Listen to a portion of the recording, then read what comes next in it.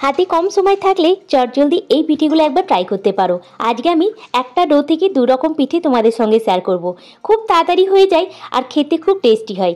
আমার বাড়িতে তো 9টার মধ্যেই রান্না টান্না সব কমপ্লিট হয়ে যায়, যেহেতু 9:30টার সময় বাবু আর বাবুর বাবা বেরিয়ে চলে যায়, তাই আমাকে সকালবেলায় রান্না টান্না কমপ্লিট করে ফেলতে হয়।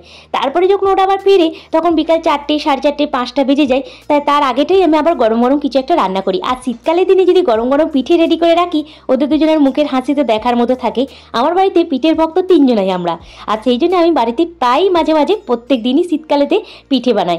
আজ পর্যন্ত পিঠে আমি অনেক রকম বাড়িতে ট্রাই করা হয়ে গেছে, পাটিসাপটা পিঠে, চিতই পিঠে, ছিটা পিঠে, ঝাল পিঠে, অনেক রকম করেছি। তবে এই দুটো পিঠে এবছর শীতেতে এই প্রথমবার বানাচ্ছি। দেখো তো তোমাদের কেমন লাগে।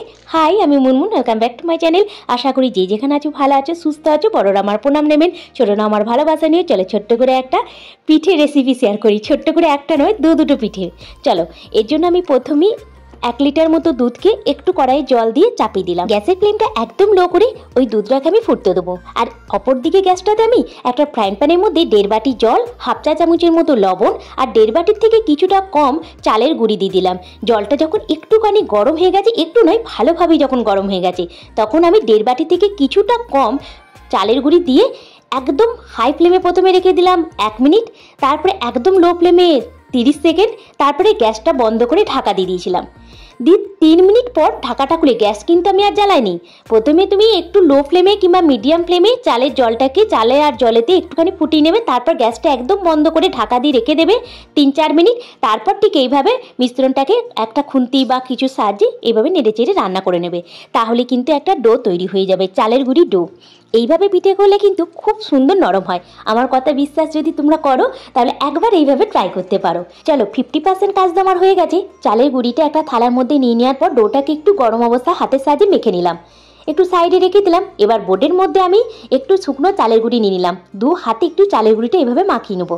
দিয়ে ছোটো ছোটো করে একটু করে ডো নেবো, আর এইভাবে হাতের সাহায্যে ঘোরালেই তোমরা দেখলেই বুঝতে পারবে চুষি তৈরি হয়ে যাবে, যেটা আমাদের ওখানে দুধ পিঠাই বলে। বড় বড়ও পিঠা বানাই পুর ভরে, আবার এরকম ছোটো ছোটো পিঠাও বানাতো। এইগুলো আমার মায়ের কাছ থেকে শেখা, তাই তোমাদের সঙ্গে শেয়ার করলাম। তোমরা যেমনভাবে করো সেইভাবে করে নেবে, তবে এইভাবে আমার মনে হয় আমার সুবিধা হয়, তাই আমি এইভাবে চুষিগুলোকে তৈরি করে নিলাম।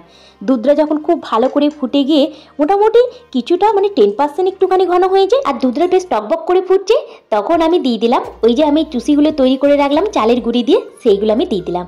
ঢাকা দিয়ে মিডিয়াম ফ্লেমে কিছুক্ষণ একটু ফুটতে দেবো, তারপর ঢাকাটা খুলে ঘন ঘন নেড়ে একটু লো টু মিডিয়াম ফ্লেমে এটাকে রান্না করে নেবো। চলো, এটা যতক্ষণ রান্না হচ্ছে, আমি তো সব চালের গুঁড়িটা দিয়ে চুষি বানাইনি, কিছুটা ডো আমি ঢাকা দিয়ে এভাবে রেখে দিয়েছিলাম, কারণ এটা দিয়েও তো আমি আর একটা পিঠে বানাবো। সত্যি কথা বলতে, ওই যে দুধের পিঠেটা বানালাম না, যেটাকে চুষি পিঠে বলে, আমাদের ওখানে দুধ পিঠা বলে, সেই পিঠেটা আমার ছেলে একদম পছন্দ করে না, বাবুর একদম পছন্দের নয়। তবু মাঝে মাঝে খাই, খেলেও ওই চুষিগুলোকে তুলে নেবে, দুধটা খাবে না। তার জন্য আমি বাবুর কথা ভেবে এই পিঠেটা বানাচ্ছি, কারণ বাবু একটুখানি নুন ঝাল পিঠে পছন্দ করে। আর এটা বানানোর জন্য আমি যে ডোটা বেঁচে গিয়েছিল ঢাকা দিয়ে রেখে দিয়েছিলাম, সেটার সাহায্যে ছোটো ছোটো বলের মতো করে নিলাম। আগে থেকে একটা পাত্রে জল ফুটতে দিয়ে দিয়েছিলাম, একটা ছিদ্রযুক্ত থালার মধ্যে তেল মাখিয়ে নিলাম, দিয়ে বলগুলোকে স্টিম হতে দেবো 15 মিনিটের জন্য হাই ফ্লেমে। আর ওইদিকে দেখো, চুষিগুলো আমার ভালোভাবে ফুটে গেছে, সিদ্ধও হয়ে গেছে। আর হাফ কাপ মতো গরম জলের মধ্যে 2 চামচ মিল্ক পাউডার গুলে আমি এর মধ্যে দিয়ে দিচ্ছি, এর ফলে টেস্টটা দ্বিগুণ বেড়ে যাবে।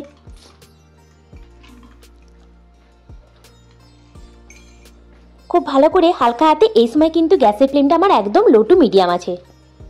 আর আজকে আমি এই দুধ পিঠে বা চুষি পিঠেটা বানাবো খেজুর গুড়ে। বাবুর বাবার স্কুলের কাছে গ্রাম সাইডে প্রচুর পরিমাণে রাস্তার ধারে তৈরি হচ্ছে একদম পিওর খেজুর গুড়, সেখান থেকেই নিয়ে এসেছিল 3 লিটার মতো, কারণ এর সুগন্ধটা দুর্দান্ত। আর এই স্বাদেতে কোনো রকম এলাচ দানাও চলবে না, ঠিক না?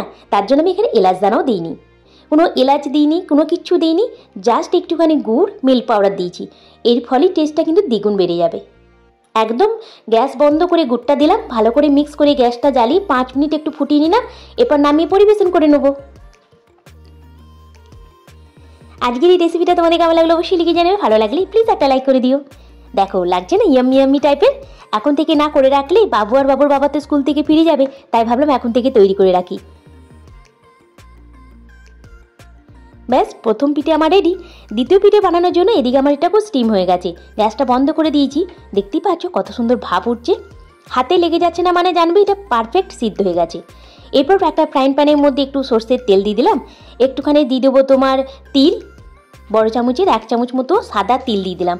তিলটা যখন বেশ ভালোভাবে ফুটে যাবে তখন আমি এর মধ্যে একটা কাঁচা লঙ্কা চিড়ে দিয়ে দিচ্ছি। যে পিঠেগুলো আমি সিদ্ধ করে রেখেছিলাম ছোটো ছোটো বলের মতো করে, সেগুলো দিয়ে একটু নাড়াচাড়া করব লবণ দিয়ে।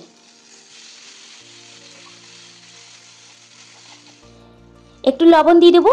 আর আমার কাছে আনা ছিল ডেসিকেটেড কোকোনাট, শুকনো নারকেলের গুঁড়ো, সেটাও 1 চামচ মতো দিয়ে দিলাম। এর ফলে টেস্টটা দ্বিগুণ বেড়ে যাবে। যেহেতু পিঠেটা ভালোভাবে সিদ্ধ হয়ে গেছে, মানে ভাপানো হয়ে গেছে, তার জন্য একটুখানি লবণ, একটুখানি কাঁচা লঙ্কা আর একটুখানি তিল আর একটুখানি ডেসিকেটেড কোকোনাট দিয়ে এইভাবে একটুখানি ভেজে নিলে কিন্তু দারুণ সুস্বাদু একটা পিঠে তৈরি হয়ে যাবে। অবশ্যই বাড়িতে এই পিঠেটা একবার ট্রাই করে দেখতে পারো। আজকের এই 2 রকম পিঠে তোমাদের কেমন লাগলো অবশ্যই লিখে জানাবে। ভালো লাগলে please like and subscribe. Bye, ভালো থেকো, সুস্থ থেকো।